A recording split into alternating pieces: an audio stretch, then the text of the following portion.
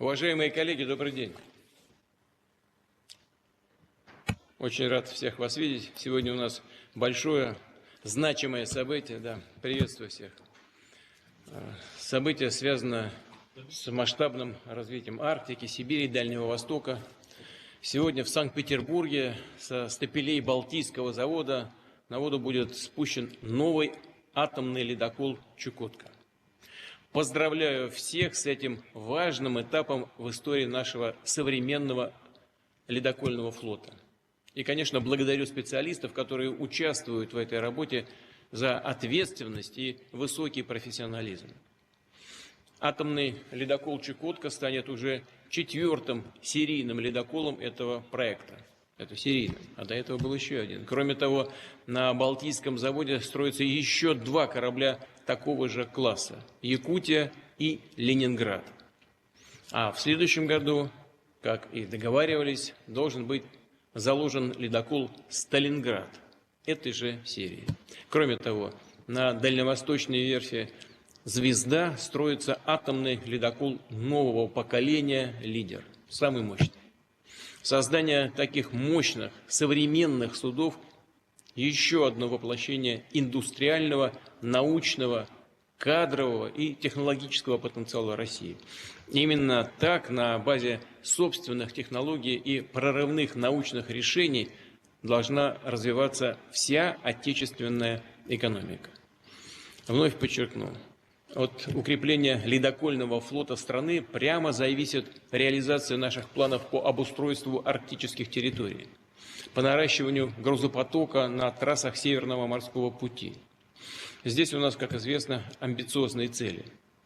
Работы впереди много. С учетом этого предлагаю в дальнейшем провести специальное совещание по этой тематике. Глубоко проработать, подготовить и в комплексе обсудить все вопросы, касающиеся перспективного развития Северного морского пути. Выйти при этом на конкретные предметные решения. Именно так в свое время мы подошли к вопросам развития восточного полигона модернизации БАМа и Транссиба. В частности, нужно подумать над формированием более эффективных тарифов на ледокольную проводку грузов, чтобы возможность пользоваться такими услугами была у большего числа перевозчиков, отправителей.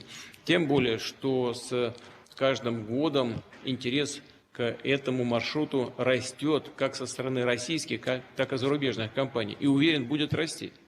В целом, нам предстоит заметно нарастить безопасность и надежность судоходства в этом регионе. Для этого продолжим улучшать качество спутниковой навигации, связи, мониторинга ледовой обстановки. Будем модернизировать инфраструктуру арктических портов, прокладывать к ним необходимые железнодорожные магистрали.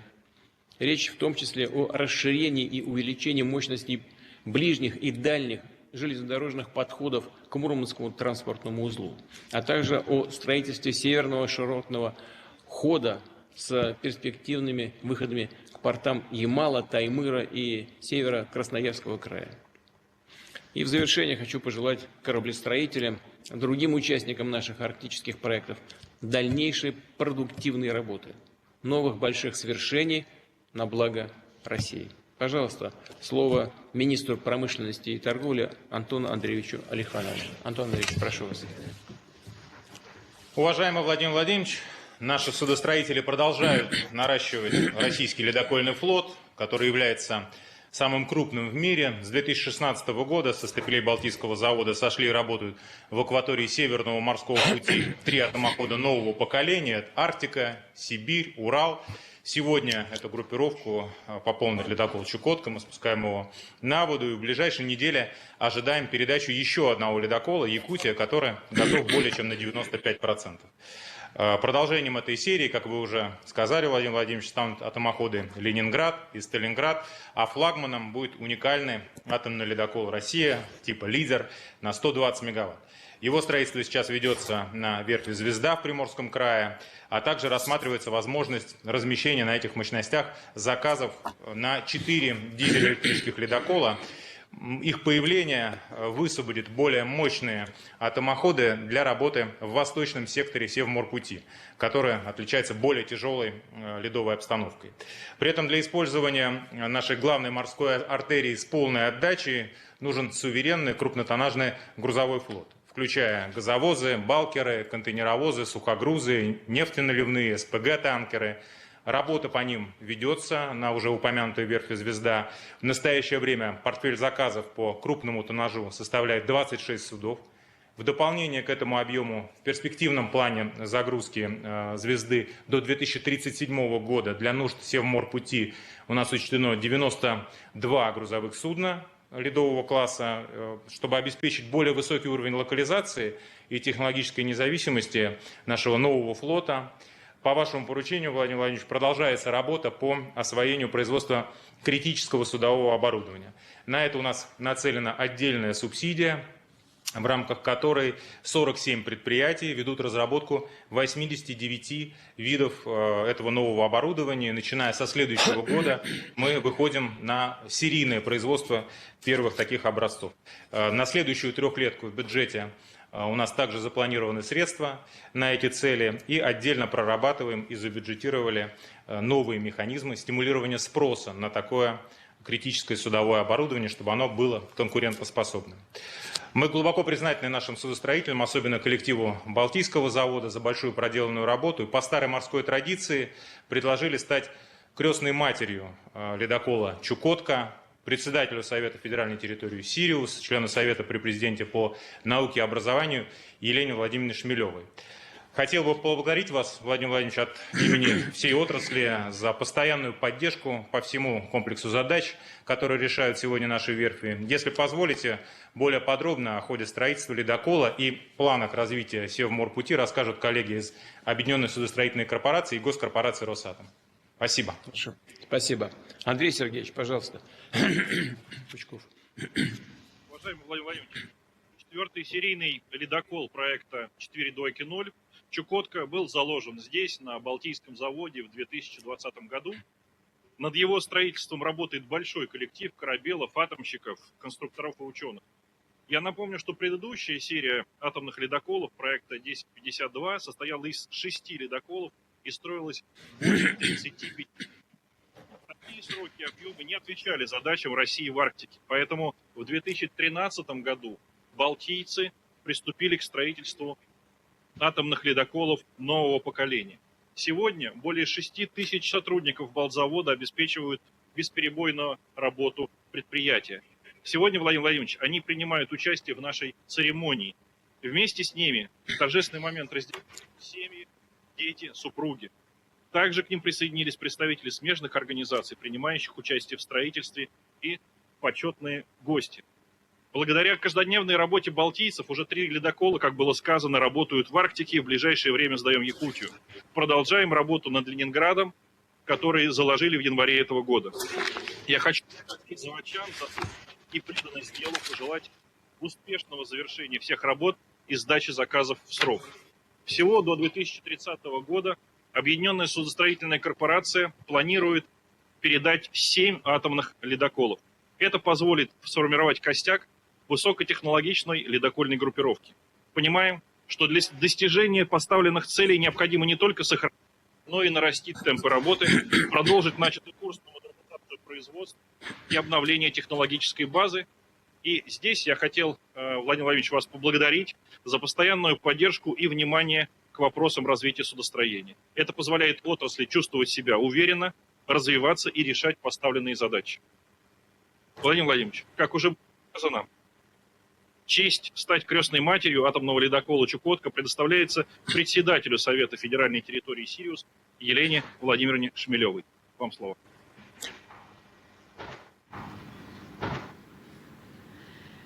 Уважаемый Владимир Владимирович, уважаемые коллеги, я испытываю, конечно, невероятное чувство гордости от того, что участвую в этом масштабном, действительно историческом событии развития Арктики и Северного морского пути, развития атомного флота для работы на этих направлениях. Это важнейший проект для страны. А укрепление наших позиций в области экономического и научного развития Арктики. Это один из тех больших приоритетов, Владимир Владимирович, который указан в утвержденной вами стратегии научно-технологического развития России. Для меня огромная честь стать крестной матерью ледокола «Чукотка», уже 4-го по счету в рамках проекта 22-220. И это, конечно, самые большие, мощные ледоколы, которые охватывают и созданы для круглогодичной навигации. Вы уже говорили и про экономику, коллеги говорили про разного типа груза, но я хочу отметить еще одну функцию, а именно научные исследования. Научные исследования, которые мы можем вести в Арктике, и я очень признательна, что это кардинально меняет вообще доступ ученых в Арктику. Вот сейчас на одном из таких атомных ледоколов ученые Сириуса вернулись из 45-дневного похода. Это была экспедиция научная, они исследовали мерзлоту, как она влияет на уровень углерода, и привезли огромное количество грунта, проб, воды, и будут исследовать для того, чтобы сделать беспрецедентные выводы. И, конечно, мы надеемся, что следующая научная экспедиция может состояться на ледоколе «Чукотка» или на корабле, который будет его сопровождать. Поэтому очень просим, чтобы вот эта функция научно-исследовательская только развивалась. И, конечно, я очень признательна в этом плане и коллегам из Росатома, и лично Алексею Евгеньевичу Лихачеву не только за приглашение стать крестной матерью ледокола «Чукотка», но и за ту огромную работу, которую мы ведем по научно-образовательным и практическим лабораториям, которые мы создаем в Сириусе, для того, чтобы действительно опережать подготовку кадров. И нам кажется, что на протяжении многих лет школьники у нас участвуют и в ледоколе знаний, ежегодно выезжая в Арктику в исследовательские экспедиции. И программу нашу «Большие вызовы» коллеги поддерживают. Впервые мы ввели направление освоения Арктики, Мирового океана. Современная энергетика – это там, где эксперты вместе со школьниками загладывают будущие требования, будущие стандарты подготовки специалистов. И, наверное, вот этот пример сотрудничества, когда есть разработка новых атомных технологий, и внедрение, применение и одновременно воспитание и подготовка инженеров, лидеров для развития этой отрасли, наверное, найдет уже в следующих сериях прямое свое отражение. И я в заключении хочу еще раз поблагодарить и поздравить инженеров и судостроителей, поблагодарить за вашу удивительную работу, инженерную, и за этот глобальный результат. Он действительно невероятный. И я знаю, что есть древняя и давняя традиция разбивать бутылку шампанское о борт корабля. И это символизирует первое встречу судна с волной, с морской волной, с пенящейся волной. И я верю, что с этой доброй традиции начнется славная и долгая история ледокола «Чукотка». В добрый путь, и я желаю команде 7 футов под килем. Спасибо большое. Вы упомянули про Росатом. Попрошу тогда Алексея Евгеньевича 2 слова сказать о энергетической установке. Она совсем новая, нового поколения, ритм-200. 2 слова скажите, пожалуйста, Алексей. Скажите, пожалуйста, Алексей Евгеньевич. Владимир Владимирович, энергетическая установка сердца ледокола состоит из 2 реакторов, ритм-200, каждый по 55 мегаватт мощности. Это разработка наших реакторщиков, в том числе КБМ Африкантова, нижегородских специалистов. Активно используется на ледоколах. Мы действительно собираемся достаточно долго тиражировать эту технологию для освоения Северного морского пути. Есть применение этой установки для плавучих атомных электростанций. 2 из них уже строятся в интересах Баимского ГОКа. Важно подчеркнуть, что есть модернизация не только в арктическом исполнении для северных вод, но и то, что мы называем тропической плавучей атомной электростанцией в интересах наших дружественных стран, расположенных в Африке, Юго-Восточной Азии, и вот в том числе в рамках встречи саммита БРИКС появились новые договоренности о соответствующих заказах. Нам очень важно предусмотреть в рамках развития дальнейшего судостроения серийный выпуск плавучих атомных электростанций как в интересах российских предприятий и российских территорий, так и в интересах наших зарубежных партнеров. Спасибо. Александр Васильевич, Коновалов. Я хочу спросить директора, как идет работа по следующим объектам. Работа идет согласно утвержденных графиков. Находимся на стадии изготовления секций по атомному ледоколу «Ленинград». В работу уже запущены баки металловодной защиты по атомному ледоколу «Сталинград». В целом сроки все выполняем, держим им и готовимся на сегодняшний день. Вот сегодня ожидаем выход на 3000 оборотов на Якутии турбины левого борта. Спасибо. Хочу поблагодарить вас и весь коллектив завода за эту работу. Уверен, что все планы будут реализованы. Так, пожалуйста, Андрей Сергеевич, прошу. Уважаемый Владимир Владимирович, 4-й серийный универсальный атомный ледокол «Чукотка», заводской номер 05712, проекта 4.0 к спуску готов. Акт готовности подписан, спусковая команда на местах, спусковое устройство проверено. Прошу разрешения на спуск. Спуск разрешаю.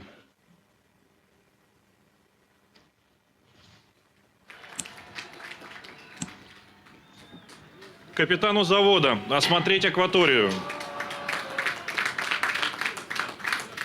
Начальнику стапельного цеха осмотреть спусковое устройство. Задержник резать.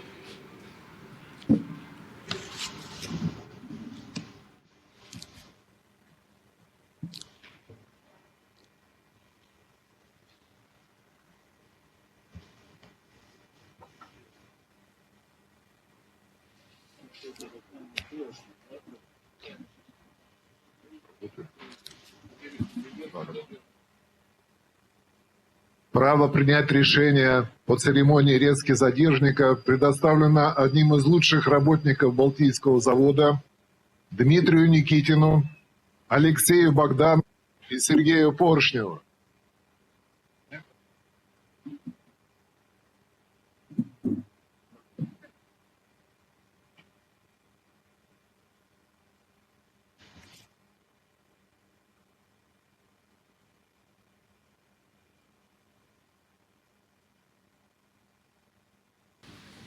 Уважаемый Владимир Владимирович, разрешите доложить о развитии Северного морского пути и о том, какие планы сегодня есть у нас в части его освоения.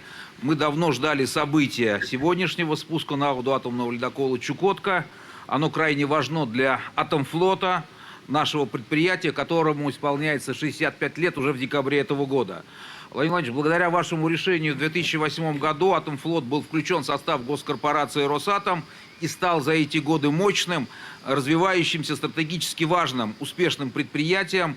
Но самое главное, гордость Атомфлота – это его команда, моряки, полярники, ежедневно покоряющие арктические просторы. Такой команды, людей с таким опытом и уникальными компетенциями нет во всем мире. Вы в своем вступительном слове очень хорошо описали драматургию строительства атомных ледоколов по всей стране. Хотел бы сказать и подчеркнуть особую задачу – это принятие в состав ледокола «Якутия» до конца текущего года.